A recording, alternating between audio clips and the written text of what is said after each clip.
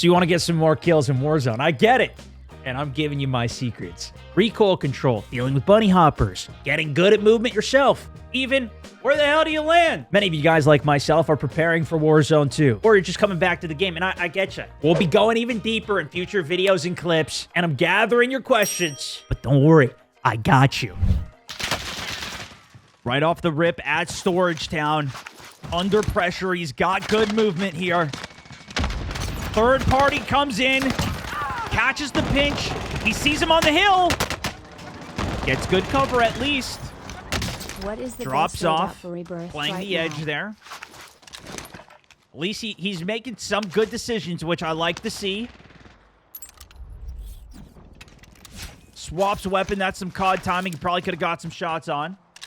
But welcome, ladies and gentlemen, to another Spectate episode. We are going to be taking a look at some random players here, which is sometimes a good opportunity to look at players who maybe don't know exactly what's going on. I've also been getting a lot of questions in the chat, so hopefully we can talk about some of the strategy that you can implement into your own game. And maybe we follow some really good players who know what they're doing that we can also learn from. That is the hope. This man is using the movement to his advantage. Still pinched, double on this Storage Town is insane. As you see, he already has 5 kills by the time we started spectating. A big part of this, we're also playing solos, Champions of Caldera, so people get 1 free respawn. A lot of people come back for revenge shots. Great little slide cancel movement over here. The other guy probably could have pushed him a little faster, and because of that, this man just managed to get all of his plates back, and he's basically pushing a known location. This is crazy. Look how many people are coming after him. He's already on 7 kills, just a Storage Town. One of the biggest questions that we had was, well, how do you know where to drop? If I'm a new player, where do I drop? If you go to any of the more central locations on the map, this is going to give you more opportunity to catch where the zone is going. Now, that is going to help you into zones 2, 3, 4, but it can also lead to more players at the dropped location, especially if it's a named location, because there's going to be more loot there, which is going to attract more players. You're going to have to be able to fight. That can be good, especially if you can kill some of those players, because they might be better players. You get them out of the game early. It helps your end game out, because then you're going to have less people to worry about who are especially good at the game. But the problem that I often see, especially from new players, is that they tend to just go to the more outskirts locations, happen to maybe get a lucky zone pull to where they don't need to rotate, spend their whole game looting up, maybe get 1 or 2 kills, then it's end game. They don't have the skills to even get the final kill. That's the bigger problem. So typically, especially if you're a newer player, I actually usually recommend dropping into hot locations. This is what we saw from like PUBG as well back in the day, was like go to hot locations, because that's how you can learn. You need to get into more gunfights to actually learn how to play the game, how to win a fight, because if you can't do that, then even if you hide your way out to the end game, you're still going to lose once you get to said end game. That's what I would consider more. If you do land more center, though, you're going to have a higher probability of the zone pulling to you. Or let's say it goes all the way up to the north. What the heck? This guy's checking his watch? Whoa, you even saw a tac map on his watch. That was kind of cool. Let's rally here. If you land peak, it's not that far to go Arsenal or Capital or wherever it goes, versus if you go Capital and the game ends Arsenal, you're probably going to die to the zone rotation. You're going to be held by zone as it's pulling. I guess my overall point is there's no like one, hey, this is the one spot you always need to drop every single game. Although that can be helpful because you can learn the terrain, you can learn how to fight, you can learn the rotation exit points. If you decide, I'm going to go to Storage Town 24/7 because I can get into a couple fights, I can always practice my rotations. That seems to be what this guy's doing. I typically just go completely random. Part of that is also to kind of avoid some of the stream snipes. I used to only go train station, though, back in Verdansk. That helped me learn a lot because I also just like that drop spot. I found that one to be more beneficial to me. And if you already know a location really well, it's often better to just go there because you're going to have an advantage. You want to play to your advantages as much as you can. Obviously, you need to learn outside of your advantages as well. That's going to, push you out of your comfort zone, expand you, make you a better overall player, but I guess that's how I would address that. This guy's on a bounty hunt right now, about to push him into double digits. Landed on roof. This guy definitely knows that he's here. He gets the early damage and immediately finishes him off. Actually, that was a big help from Combat Scout as well because he knew exactly where the guy was. He even had a big magazine for that Marco that he's using, which also has very little recoil. The Grau also has very little recoil. I would say this is a pretty good all-around setup. 50. Good crack. He doesn't have the distance closer to, you know, just go full send there. A lot of people would probably consider calling that airstrike in here. He does decide to pop the cluster off of it, which forces him out from cover. He goes to the balloon, which is a terrible play. If you've got somebody who knows where you are, is literally got you cracked, has got a cluster on, they're playing that aggressive, you're not going to be able to get onto the balloon and parachute away in time, especially when they're sub 100 meters with an assault rifle. You know they're using an assault rifle. You know, that's at least fight. At least die fighting. That would be my advice to that gentleman. Two people fighting on the back here. Comes in third party. Immediately gets one. Hits the claymore. Now he's weak. Needs to get a replate. So he disengages the fight. Gets a replate. Now he's back on good footing. Switches over to the growl, which is a little risky for me. Heart beats out. He's right below him. There he goes. Now he switches. Oh, wait. Double switch? Now he's lost high ground. This is a good surprise. Fortunate for him. LJ could have heard where he was 100% there. Especially since you heard him jump down from height. Maybe that guy didn't have a headset in. I don't know. But he was still looking the wrong direction. Great catch by our boy here. No, don't disconnect. No, dude. He was on a 13-kill game, bro. No! What's a good loadout for dealing with recoil? Because I'm having trouble finding a decent one. This is such a good question. And so many people even ask me, like, all right, listen, I'm new to the game. What is the gun that I should be using? You know, I'm not ready to snipe yet. Whatever the case might be. And I do think that is a valid point. Now, if you want to start by learning how to snipe, by all means, go run a sniper. Go run it up and learn it. It's a really fun, you know, fun way to play the game. You see somebody, you pop them in the head, you just go on to the next fight. It's phenomenal. But it doesn't make for as good of opportunities against some of the assault rifles because they are so strong right now. Although some of the snipers, many of the players would consider are way too powerful because of that one-shot potential. Some of my recommendations, I guess, mostly I would recommend the Vanguard weapons right now. They've kind of catered more to those. Cooper's a really good one, although you're limited to kind of getting like 1 kill, maybe 2 with the magazine before you potentially die, but you'll win more 1v1s. The Automaton's also very good. Little less damage than the Cooper, but a bigger magazine. KG's pretty reliable as well. I would use any of these with a 3x or the 2.5x or the 3 to 6, although it's a little more visual recoil. Nah, we don't need to get into all that. SMG-wise, I think the Arma is currently my favorite. It's really easy to use. It's got a big magazine. It's not as big of a magazine as it used to be. The RA225's got a little bigger one, but I think the MP40 is kind of the staple. That's probably the one you would unlock first. That's always a good all-arounder. But what you're trying to do when you're looking for these guns, whatever it is, because you might already have a gun unlocked, what you want to do is just go to the ground and shoot a wall. Watch the recoil pattern and learn how the recoil pattern works. Let me show you what I mean. So let's say I'm looking over... We'll just look up... oh, gosh. There's a guy up here, too. Hold on.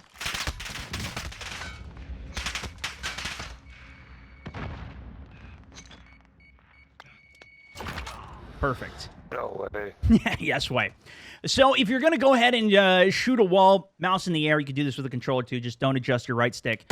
Watch what the recoil pattern does. You can see it's very steady. It actually stops for the last couple bullets there, but you do this with every single gun. See what the pattern does. It's very slow upright. This is what you are looking for. This is why I recommended those guns in particular that I did, is because they have a very minimal pattern to it. And it's an easy pattern to use. That's why so many people like the Kilo. They like all these different, you know, old school growl as well. Very easy patterns to use and adjust to. So you aim down sight, you shoot, and all you do is the opposite. You pull down in the direction. Shoot at a wall multiple times. Practice the pattern. You need to understand what the patterns are and just not even think about it anymore. Get that to be reflex. You're going to control your guns way easier. Start with some of those easy guns as well. You'll get way more opportunities to get kills. Now, you might not win all your gunfights. That's the thing about this game. Even if you're the best player in the world, you're still going to lose a lot. But that's besides the point. You just want to give yourself more opportunities to get kills with it. All right. let's go ahead, begin our spectate sesh, see if we can see how any of these guys are controlling their recoil, and go for it. That was actually something in particular about the Kilo, which we're falling on the AMAX right here. This one's a little bit harder to control the recoil for, especially it looks like for how he's built it. I think he's got the Ranger foregrip on it, so it's going to have a little bit more horizontal recoil, which already has quite a bit of. That's the hardest to control when it comes to recoil, because that's two different ways the gun can go that you now need to reflexively adjust for. Guy's still in there. I mean, you're watching the building. He didn't leave it.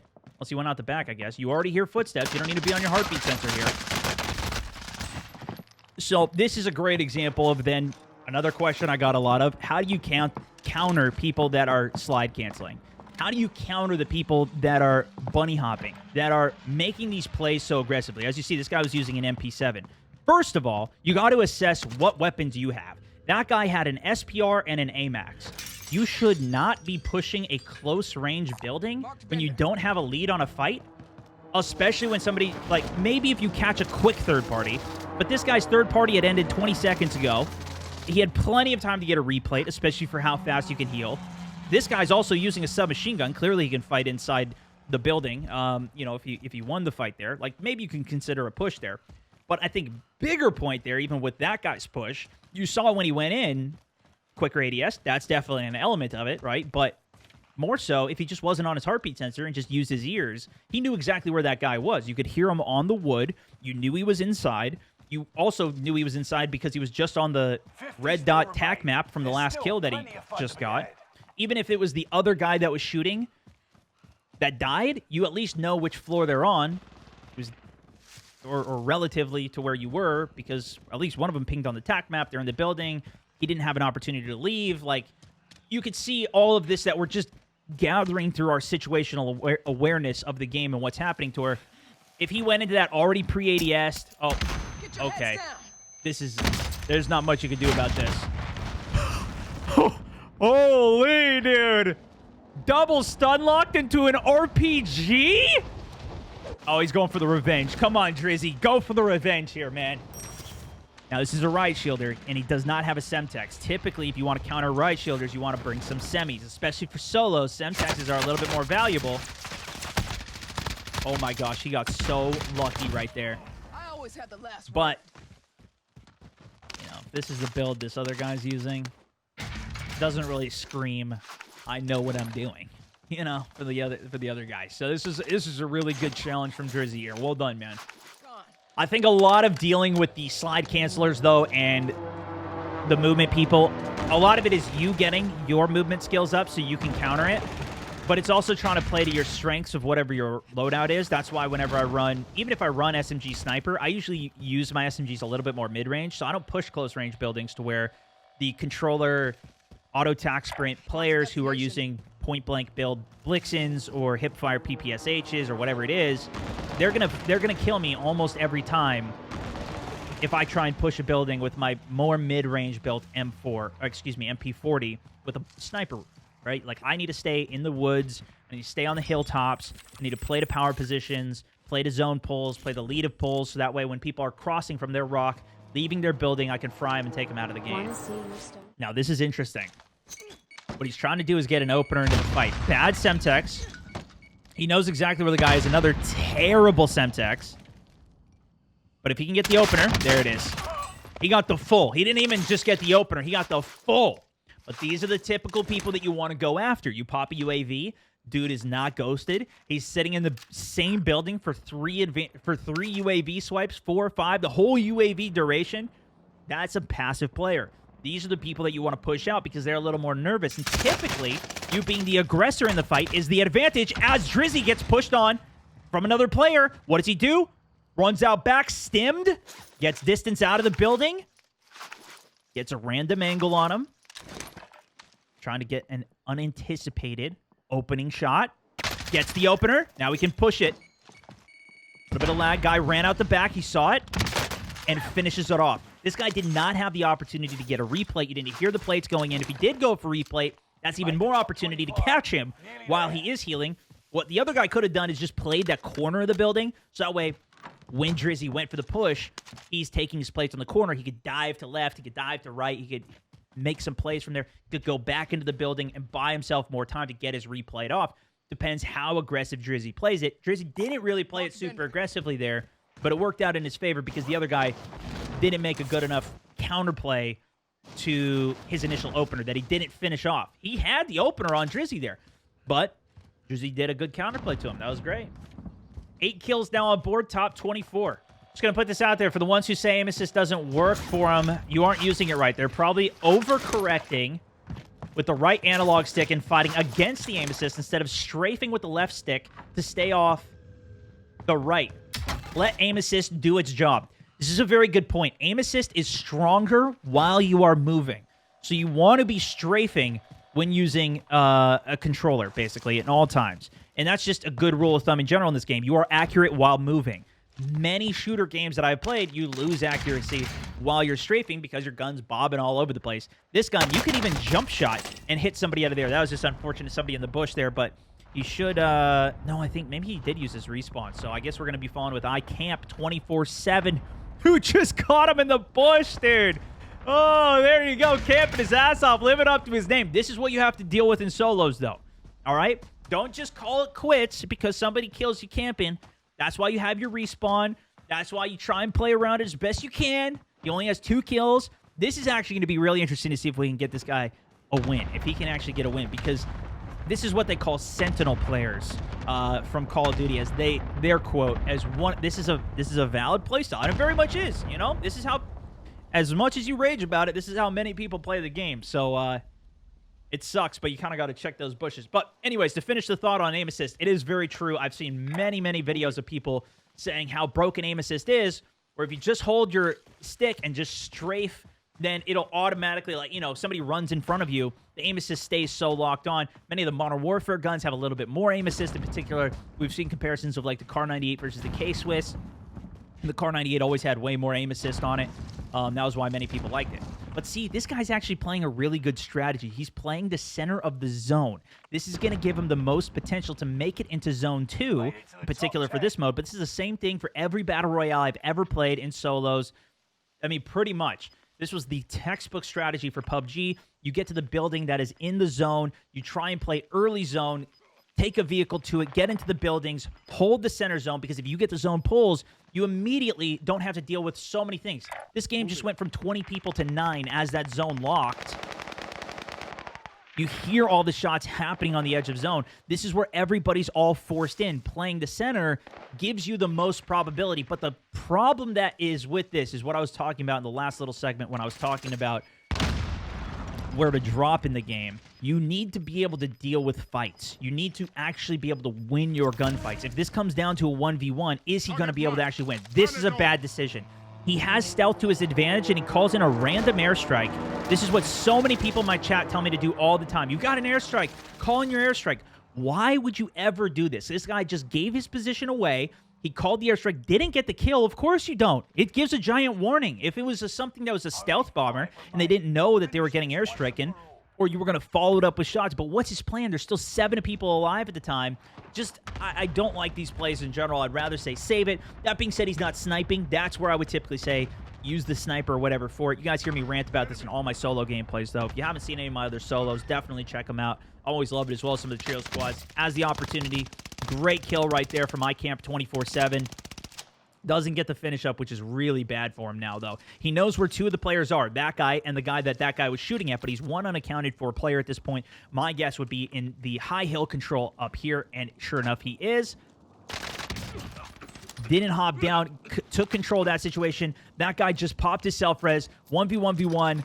iCamp patient enough to wait for the other guy to get killed out. Now 1v1, but out of zone. So now this is the question. Is he capable of finishing his fights, or does the pressure get to him? Are you kidding me? Come on, you kill him!